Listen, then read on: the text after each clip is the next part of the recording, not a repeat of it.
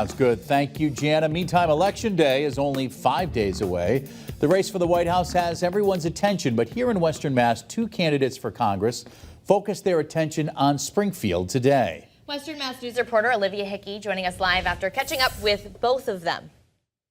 Abby and Chris, Democratic Congressman Richard Neal has been representing the district for decades, but his opponent Nadia Milaron is running as an independent and says it's time for a change in Washington. The clock is ticking down to November 5th, Election Day, while the presidential race between Vice President Kamala Harris and former President Donald Trump has been in the spotlight.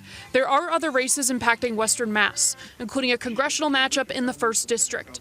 Congressman Richard Neal has held the seat for decades, first elected to the U.S. House of Representatives in 1988. Western Mass News caught up with him Thursday at Springfield's Union Station, where he was celebrating federal funding for the anticipated West-East Rail project. I've really delivered for the people of Western and Central Massachusetts, coupled with the fact that it's achievement after achievement. In our conversation, he highlighted some of his accomplishments as a leader of the Ways and Means Committee, including the passage of the Inflation Reduction Act. We asked him what his agenda would look like if voters select him for another term in office. Extending the subsidies for the ACA. We've got the TCJA tax bill. That's up for us. Expiration date is the end of 2025. So again, the outcome of next Tuesday is going to make a determination as to how a lot of these pieces of legislation continue to be debated. And with the expiration of that tax package, I think that clearly we have some leverage.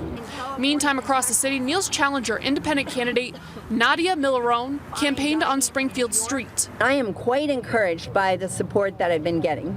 It's her first time running for office, but not her first time getting legislation passed. In 2019, her daughter was killed in a Boeing 737 MAX plane crash. She went to Washington, D.C. to help with the passage of the Aircraft Certification, Safety, and Accountability Act in 2020. It ensures planes meet proper criteria before they are allowed to fly. We asked Milaron about her to-do list if chosen to represent the over 767,000 people who live in the Congressional District. They include adjusting the way the office is run and health care for Massachusetts residents. On the health care personnel issue in our district, because we have to pay for health insurance, but we actually have to wait months before we can get an appointment. So in effect, we're not covered. Again, Election Day is Tuesday, November 5th, but early voting is still underway through tomorrow. Coming up tonight at 6, we check in with voters in Springfield and hear what is motivating them to head to the polls. Reporting live in the studio for Western Mass News, I'm Olivia Hickey.